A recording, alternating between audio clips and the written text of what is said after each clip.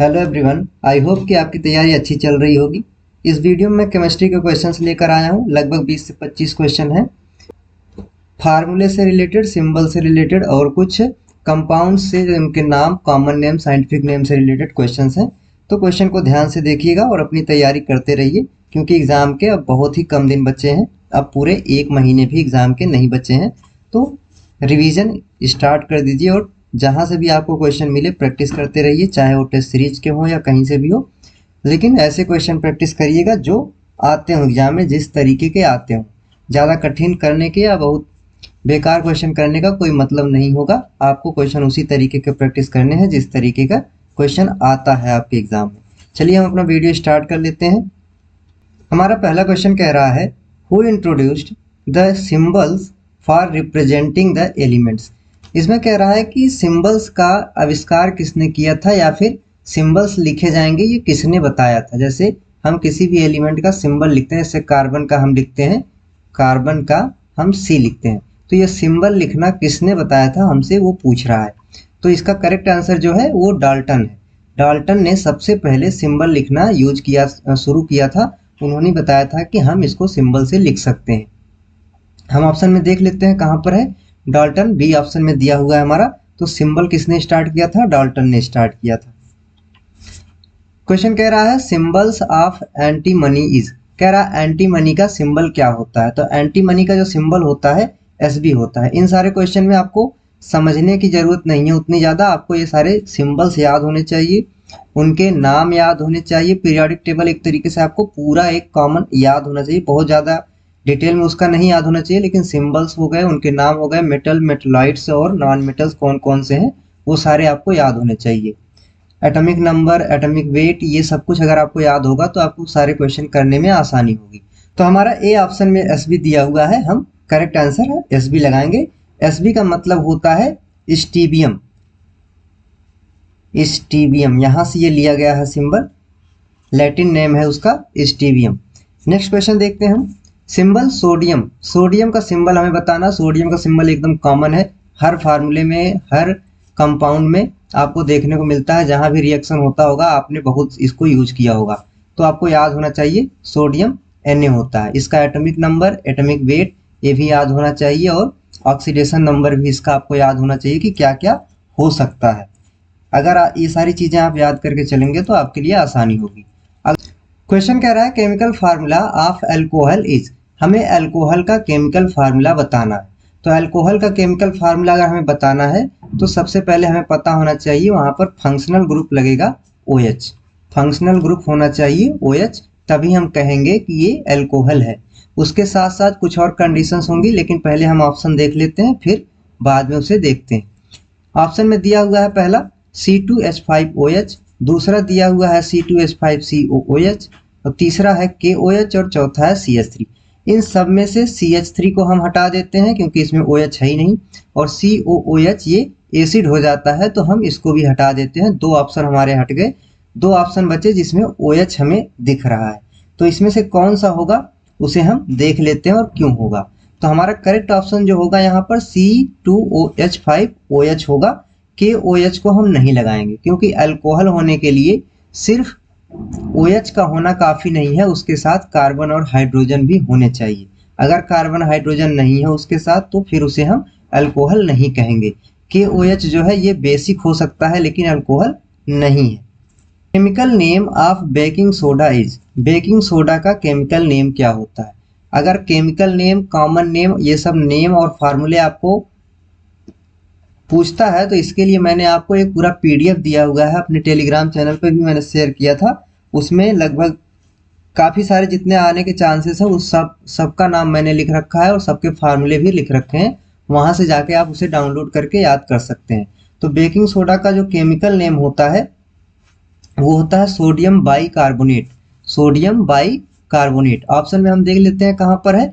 B option में हमें दिया हुआ है सोडियम बाइकार्बोनेट, तो हमारा सही ऑप्शन जो होगा बी वाला होगा। नेक्स्ट कह रहा है, chemical formula for soda S. Soda S का केमिकल फार्मूला क्या होता है।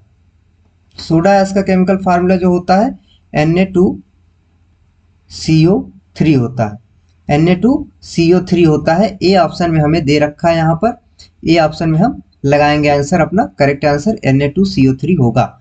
Na2CO3 को एक और नाम देते हैं हम, उसका नाम देते हैं एनहाइड्रस सोडियम कार्बोनेट।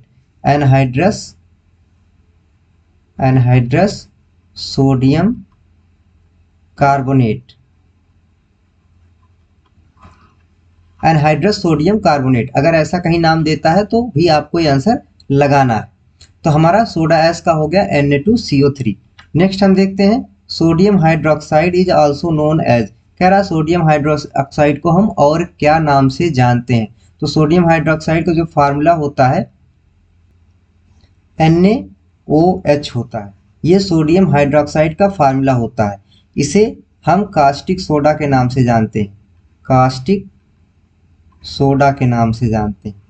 मैंने इसीलिए कहा था आपको 10th की बुक आप पढ़ लेंगे तो उसमें सब कुछ दिया हुआ है। 10th की बुक में ये सारे नाम दिए हुए हैं, वहां से आपको बहुत आसानी से याद हो सकता था। तो कास्टिक सोडा हम देख लेते हैं कहाँ पर है। ए वाले ऑप्शन में दिया हुआ है कास्टिक सोडा, हमारा पहला वाला ऑप्शन करेक्ट होगा। The chemical formula of calcium hydrogen carbonate is. Calcium hydrogen carbonate का हमें केमिकल फार्मूला बताना है। कैल्शियम हाइड्रोजन कार्बोनेट का हम कैसे लिखेंगे। कैल्शियम हाइड्रोजन का हम इस तरीके से लिखते हैं CaHCO3 ट्वाइस। ये कैल्शियम हाइड्रोजन कार्बोनेट होता है। हमेशा याद रखना है आपको, HCO3 होगा तो हम इसे कार्बोनेट कहेंगे। CO3 कार्बोनेट को बताता है, H लगाया हाइड्रोजन कार्बोनेट हुआ और कैल्शियम लगाया तो कैल्शियम हाइड्रोजन कार्बोनेट हुआ। लेकिन बैलेंसी बनाने के लिए हम यहाँ पर 2 लगाएंगे क्योंकि कैल्शियम को हमें बैलेंस करना है। तो CaHCO3 ट्वाइस हमारा बी वाले ऑप्शन में दिया हुआ है CaHCO3 ट्वाइस, तो हमारा बी वाला ऑप्शन करेक्ट होगा।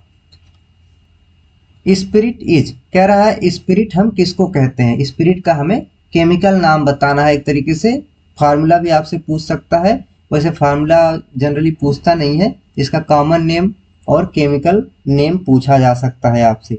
तो स्पिरिट हम किसको कहते हैं। स्पिरिट हम मिथाइल अल्कोहल को कहते हैं। स्पिरिट हम मिथाइल अल्कोहल को कहते हैं। प्रोपाइल अल्कोहल दिया हुआ है, इथाइल दिया हुआ है, मिथाइल दिया हुआ है।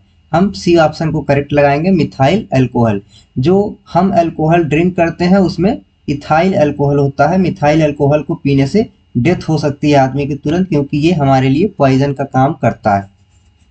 The chemical formula of chalk is. Chalk का केमिकल फार्मूला क्या होता है। तो चाक का केमिकल फार्मूला जो होता है वो कैल्शियम कार्बोनेट होता है। ये उसका केमिकल नेम होता है। तो कैल्शियम कार्बोनेट उसका केमिकल नेम होता है। अब इसी से हम फार्मूला लिख लेते हैं CaCO3। CaCO3 ये इसका केमिकल फार्मूला होगा। ए ऑप्शन में हमें दिख रहा है, ए ऑप्शन में दिया हुआ है तो हम ए ऑप्शन लगाएंगे। Marsh gas is. Marsh gas हम किसको कहते हैं, हमसे क्वेश्चन में पूछ रहा है कि मार्स गैस हम किसको कहते हैं। मार्स गैस जो होता है CH4 को कहते हैं। CH4 को कहते हैं, या फिर इसे हम मीथेन भी कहते हैं। इसे हम मीथेन भी कहते हैं। ये केमिकल नेम होगा इसका मीथेन, और मार्स गैस इसे हम कॉमन नेम के देकर बुलाते हैं। The chemical formula of ammonium chloride is. Ammonium chloride का केमिकल फार्मूला क्या होता है। तो अमोनियम क्लोराइड का अगर हमें केमिकल फार्मूला बनाना है तो हम कैसे उसे लिखेंगे। बैलेंसी हमें मेंटेन करनी है, आपको ये ध्यान रखना होता है। हम लिखेंगे NH4Cl। यहाँ पर दोनों की बैलेंसी बराबर है -1 और +1 की। तो हमारा करेक्ट आंसर जो होगा NH4Cl होगा। ऑप्शन में कहाँ पर दिया हुआ है NH2 NH4Cl, सी ऑप्शन में दिया हुआ है। हमारा करेक्ट ऑप्शन होगा NH4Cl। क्वेश्चन कह रहा है the reaction in which one or more substances react to form new substances with entirely different property is called.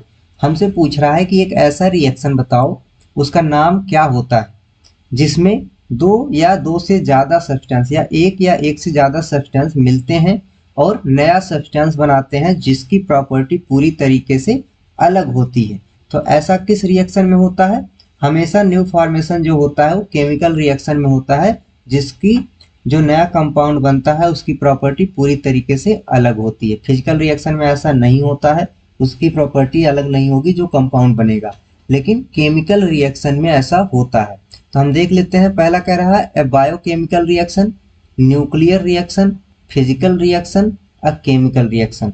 हमें सिंपल केमिकल रिएक्शन लगाना है, इन सब की बात हम कभी बाद में करेंगे, लेकिन यहाँ पर हमें केमिस्ट्री से रिलेटेड क्वेश्चन पूछ रहा है तो हम केमिकल रिएक्शन लगाएंगे। Chemical reaction can be identified by, अब हमसे पूछ रहा है केमिकल रिएक्शन हम कैसे आइडेंटिफाई करेंगे कि केमिकल रिएक्शन हुआ है। पहला दिया हुआ है चेंज इन स्टेट, बिल्कुल होगा, केमिकल रिएक्शन होगा तो चेंज इन स्टेट हो सकता है, जरूरी नहीं लेकिन हो सकता है। दूसरा है चेंज इन टेम्परेचर, बिल्कुल हो सकता है। इवोल्यूशन ऑफ गैस, गैस का इवोल्यूशन होगा, ये भी हो सकता है। तो ऑल ऑफ दीज करेक्ट होगा, हमारा करेक्ट ऑप्शन डी वाला होगा। यहाँ पर ये सभी चेंजेज हो सकते हैं, हम इनसे पहचान सकते हैं कि केमिकल रिएक्शन हुआ है या नहीं हुआ है। क्वेश्चन कह रहा है formation of slaked lime by the reaction of calcium oxide with water is the, हम उस रिएक्शन को क्या कहते हैं, हमसे ये पूछ रहा है। किस रिएक्शन को? कैल्शियम ऑक्साइड CaO और वाटर मिलता है,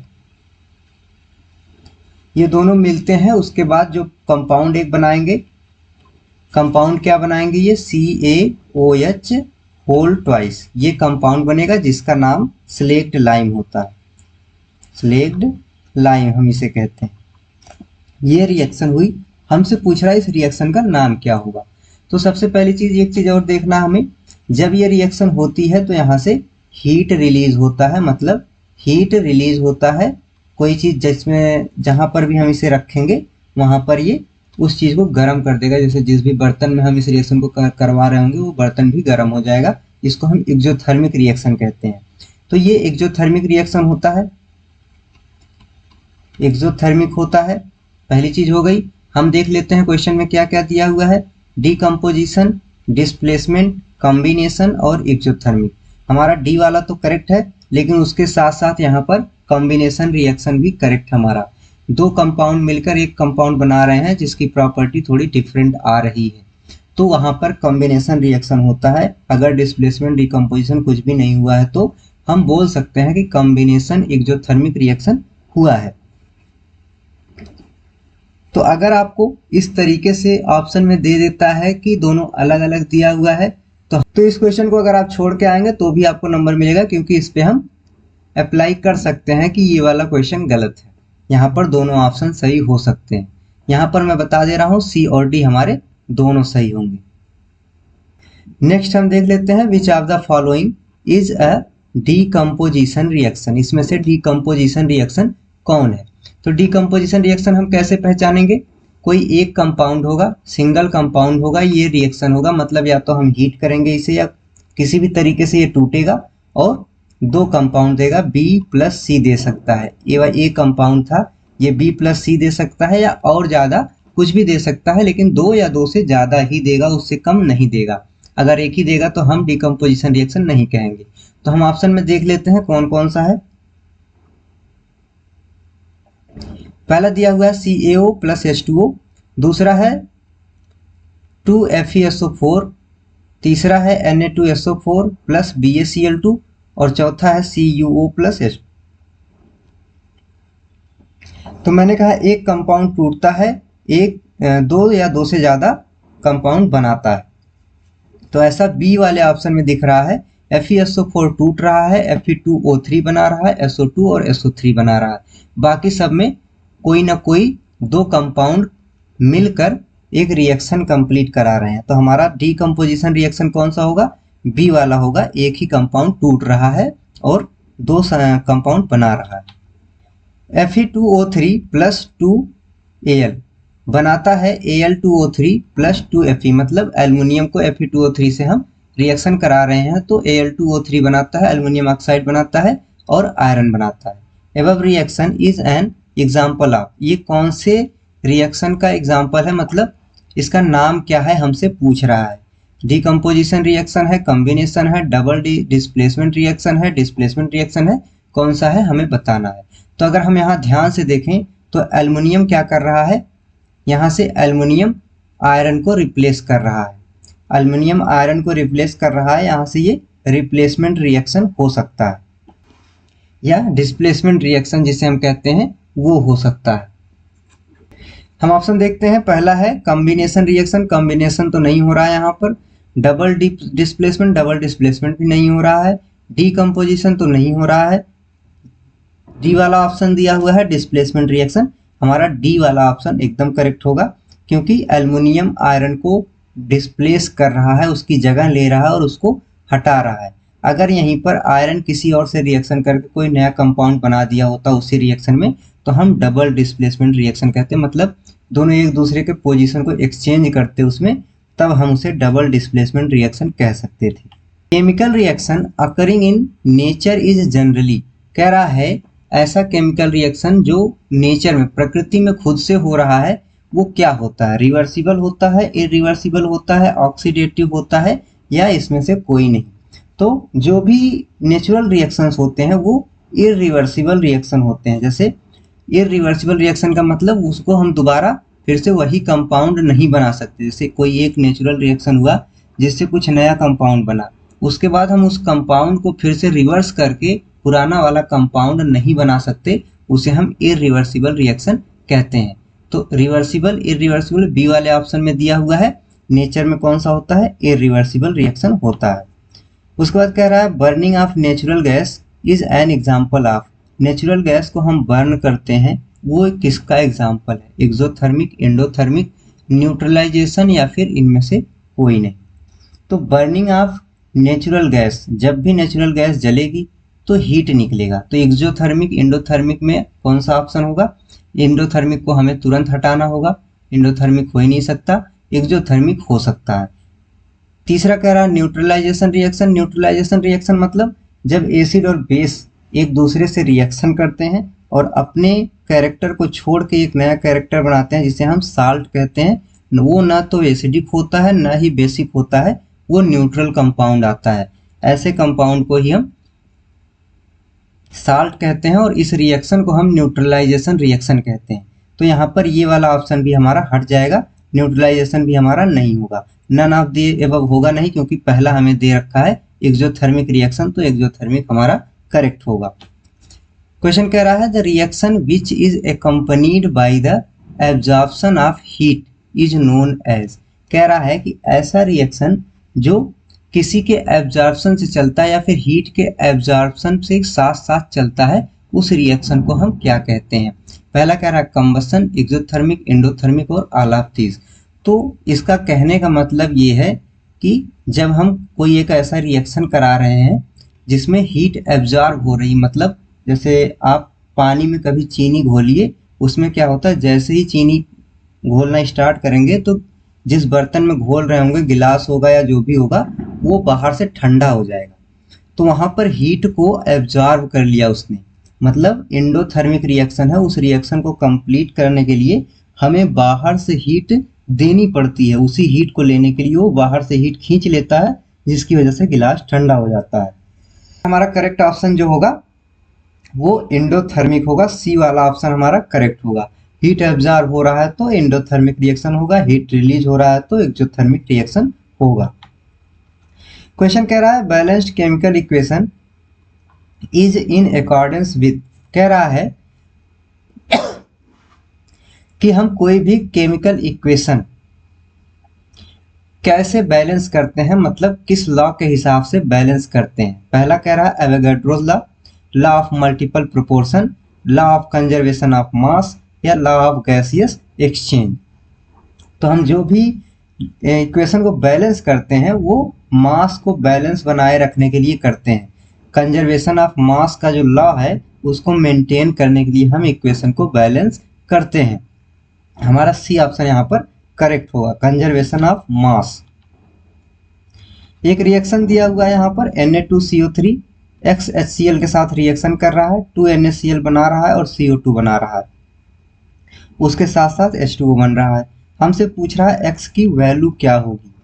तो मतलब हमें यहाँ पर इस रिएक्शन को बैलेंस करने की बात कर रहा है कि अगर हम इस रिएक्शन को बैलेंस तरीके से लिखें तो X की वैल्यू क्या आएगी, हमें वो बताना है। यहाँ पर हम देख लेते हैं, सोडियम 2 है, यहाँ इस रिएक्शन में 2 सोडियम हमें दे रखा है, 1 कार्बन है, 3 ऑक्सीजन है। यहाँ पर 1 कार्बन है, 2 ऑक्सीजन है और 1 ऑक्सीजन यहाँ पर दिया हुआ है, मतलब ऑक्सीजन भी हमारा बैलेंस है और कार्बन भी बैलेंस है, सोडियम भी बैलेंस है। यहाँ पर 2 हाइड्रोजन है, यहाँ पर 1 हाइड्रोजन है, ये बैलेंस नहीं है। और यहाँ पर 2 क्लोराइड है, यहाँ पर क्लोराइड कितना है हमें पता नहीं है, अभी एक ही दिख रहा है, हमें नहीं पता है। तो अगर हम x को 2 कर दें, यहाँ पर x को 2 कर दें तो यहाँ से 2 हाइड्रोजन मिल जाएगा। ये वाला जो हमारा था हाइड्रोजन बैलेंस हो गया, उसके साथ साथ ही क्लोराइड भी 2 था, यहाँ पर 1 ही था, अब ये भी बैलेंस हो गया हमारा। तो हमारा आंसर जो होगा बी वाला आएगा, 2 आएगा। यानी कि इसको इक्वेशन को बैलेंस बनाए रखने के लिए x की वैल्यू हम 2 लिखेंगे। In the following reaction BE2C plus XH2O gives YBEOH whole twice plus CH4। हमें x और y की वैल्यू बताना है, मतलब फिर से रिएक्शन को बैलेंस करके आपको दिखाना है। इस रिएक्शन को बैलेंस करके आप x और y की वैल्यू कमेंट कर दीजिएगा, या फिर कौन सा ऑप्शन करेक्ट है वो कमेंट में बता दीजिएगा। कमेंट करके आप बता दीजिएगा आंसर। अगर गलत होगा तो मैं उसे सही कर दूंगा, अगर सही होगा तो बहुत अच्छी बात है, आपको बैलेंसिंग आती है। हो सकता है एक आध क्वेश्चन बैलेंसिंग पे पूछ ले, इसलिए प्रैक्टिस होना जरूरी है। क्वेश्चन कह रहा है कंप्लीट दिस इक्वेशन, हमें इस इक्वेशन को कंप्लीट करना है। BaSO4 plus NaCl gives Na2SO4। यहाँ पर Na2SO4 दे रहा है। सीधे सीधे हमें यहाँ पर ये देखना है, जब BaSO4 और NaCl रिएक्शन करता है तो डबल डिस्प्लेसमेंट रिएक्शन होता है। यहाँ पर डबल डिस्प्लेसमेंट रिएक्शन होता है, मतलब दोनों एक दूसरे की पोजीशन को एक्सचेंज करते हैं। तो Ba की पोजीशन को यहाँ पर सोडियम ने ले रखा है, तो हम सोडियम की जगह पर Ba रखेंगे और रिएक्शन को कंप्लीट करेंगे। हम लिखेंगे BaCl2। ये हमारा कंप्लीट रिएक्शन होगा। अगर ये बैलेंस कहीं पर नहीं होगा तो हम इसे बैलेंस कर देंगे। वैसे कह रहा है कोरोजन इज अ, तो कोरोजन क्या होता है हमसे पूछ रहा है। स्लो ऑक्सीडेशन होता है, फास्ट ऑक्सीडेशन होता है, रिडक्शन होता है, या इनमें से कोई नहीं, नन ऑफ दीज दे रखा है। तो कोरोजन कब होता है? जब स्लो ऑक्सीडेशन होता है, मतलब ऑक्सीजन के साथ रिएक्शन होता है आयरन का, ऑक्सीजन के साथ आयरन का रिएक्शन होता है, बहुत स्लो में होता है, मतलब इतनी तेज स्पीड में नहीं होता। जैसे आपने भी देखा होगा कोई लोहा इतनी तेजी से कोरोड नहीं होता है, बहुत धीरे धीरे होता है। तो ऑक्सीजन और आयरन एक दूसरे के साथ रिएक्शन करते हैं, बहुत स्लो रिएक्शन करते हैं, उसी को हम कोरोजन कहते हैं। या फिर इसको एक तरीके से और देख सकते हैं, आयरन जो होता है ये ऑक्सीजन को एक्सेप्ट करता है, तो यहाँ पर हम ऑक्सीडेशन रिएक्शन कहेंगे। टोटल 25 क्वेश्चंस हुए हैं, जिसमें से एक क्वेश्चन का आंसर आपको कमेंट करके देना है। एक क्वेश्चन का आंसर आपको कमेंट करके देना है, कमेंट करके आंसर दीजिएगा। इस टाइप के क्वेश्चन प्रैक्टिस कर लीजिएगा, कुछ बैलेंसिंग वाले, कुछ फार्मूले, कंसेप्ट, और ये मैंने जो बताया आपको कि उनका मॉलिक्यूलर वेट याद होना चाहिए, एटॉमिक वेट याद होना चाहिए, एटॉमिक नंबर याद होना चाहिए, सभी के सिंबल्स याद होने चाहिए। सिंबल से हर साल एक क्वेश्चन पूछ ही लेता है वो, तो एक नंबर आपका ऐसे ही तैयार रहेगा अगर आपने सिंबल वहाँ सही लगा के आया। कई लोग सिंबल गलत कर देते हैं, रीजन होता है जल्दीबाजी में गलत कर देते हैं, ऐसा नहीं कि उनको सिंबल आता नहीं है। तो आपको ऐसी गलतियां नहीं करनी है जिससे जो आता हो वो नंबर चला जाए। अगर नहीं आता हुआ गलत होता है तो कोई बात नहीं, एक बार चलाया जा सकता है, लेकिन अगर आता हुआ क्वेश्चन गलत होता है तो वो सीधे सीधे आपका नंबर बेकार जाता है और आपके पूरा पढ़ने का कोई मतलब नहीं होता फिर, अगर आता हुआ क्वेश्चन आप पेपर में गलत करके आते हैं। तो पढ़ाई करते रहिए, 1 महीने से कम बचे हुए हैं। रिवीजन सबसे ज़्यादा ज़रूरी है, अगर रिवीजन नहीं करेंगे तो सब कुछ भूल जाएगा।